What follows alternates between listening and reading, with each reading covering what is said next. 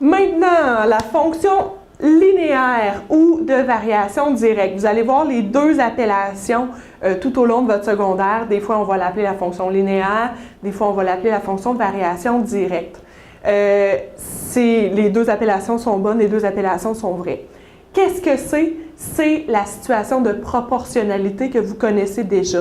Encore une fois, de la même façon pour la fonction de variation inverse tout à l'heure, on va juste changer la nomenclature, on va juste changer les termes. Qu'est-ce qu'il y a de particulier avec la fonction linéaire? C'est que quand je fais le quotient y divisé par x, ça donne toujours le même nombre. Ce nombre-là, c'est le a. C'est le taux de variation de ma règle. Donc, le a, c'est y divisé par x. Donc, la règle, c'est f de x est égal à y est égal à a fois x. Hein? On se souvient que quand on n'a rien entre deux lettres, c'est une multiplication. Donc, a fois x. Et ici, le a vient de y divisé par x. Si je fais un exemple, donc si j'ai cette situation-là, x vaut 3, 7, 9 et y vaut 15, 35, 45, comment je fais pour retrouver ma règle? Premièrement, je viens diviser y par x pour chacune des valeurs pour m'assurer que ça donne toujours la même chose. Donc, si je divise 15 par 3, ça me donne 5, 35 par 7, ça me donne 5, 45 par 9, ça me donne 5. Ce qui veut dire que ma règle, ça va être f de x est égal à y. On met toujours cette partie-là avant notre règle, est égal à 5x. Disons, ça pourrait être une situation où je garde des enfants, je reçois 5 $ de l'heure pour garder des enfants, tout simplement. Maintenant, le graphique.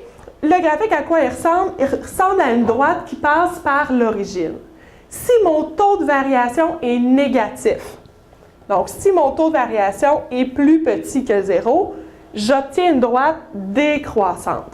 Si mon taux de variation est positif, donc ici, si mon taux de variation est positif, j'obtiens une droite qui monte, donc une droite croissante, mais elle passe toujours par l'origine.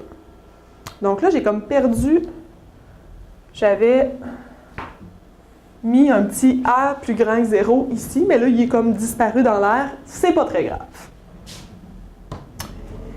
Maintenant, si je veux faire une résolution de problème, ça, on va l'augmenter un petit peu, hein? C'est pas très gros. Donc, résolution de problème, Mélanie travaille comme serveuse dans un restaurant et gagne 7 $ de l'heure. Elle travaille entre 12 et 20 heures chaque semaine.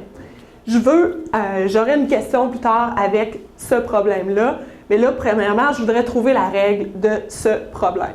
Comment je fais? Encore une fois, les étapes que j'ai faites avec la fonction de variation inverse, c'est toujours les mêmes étapes que vous devez faire. Je vais vous faire également une capsule en lien avec ces étapes-là plus tard. Donc, si j'y vais avec la première étape, je vous rappelle que c'est de déterminer quelle est ma variable indépendante, donc quel est mon x, et quelle est ma variable dépendante, donc quel est mon y. Dans cette situation-là, c'est le nombre d'heures qui est x. Vous pourrez aussi écrire le temps en heures, c'est exactement la même chose. Et le y, c'est le salaire en dollars. Deuxième étape, je vous rappelle que c'est de tracer une mini table de valeur avec 3 points dedans, selon votre situation. Donc, x, y, si elle travaille 12 heures, hein, parce qu'elle travaille entre 12 et 20 heures. Donc, si elle travaille 12 heures, elle va le recevoir 84 $. Si elle travaille 15 heures, 105 $, 20 heures, 140 $. Par la suite, je viens faire les tests pour trouver quel type de fonction c'est ça. Là, c'est sûr que là, on le sait que c'est une fonction linéaire, sauf que on ne le sait pas toujours. Donc, on fait nos tests pour déterminer quel type de fonction c'est. Le premier test, c'est de savoir est-ce que c'est une fonction inverse.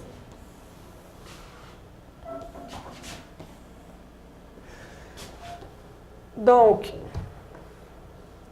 le premier test, c'est pour savoir si c'est une fonction inverse. Comme je disais, pour faire ce test-là, c'est x fois y.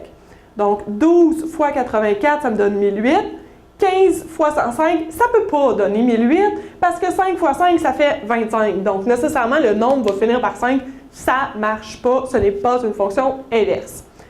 Maintenant, je vérifie si c'est une fonction linéaire en faisant y divisé par x. Si ça donne toujours la même chose, c'est nécessairement une fonction linéaire. Donc, j'essaie. 84 divisé par 12, ça me donne 7. 105 divisé par 15, ça me donne 7. Et si je faisais 140 divisé par 20, ça donnerait 7 également. Donc, nécessairement, c'est une fonction linéaire. Pardon, j'ai comme eu un blanc. Donc, c'est une fonction linéaire nécessairement. Et en plus de ça, qu'est-ce qui est le fun? C'est que ça me donne directement la règle.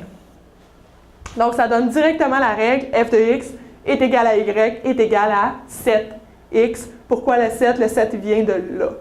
Donc, elle gagnait 7 de l'heure en plus. Hein? Donc, c'était une règle qui était quand même facile à retrouver sans même faire les étapes, mais j'exige quand même d'avoir les différentes étapes de résolution qui sont là pour les problèmes plus complexes. Ça va vraiment, vraiment vous être utile. J'espère que c'est clair pour la fonction de variation directe ou fonction linéaire, c'est la même chose. Et si vous avez des questions, n'hésitez pas. Bye bye!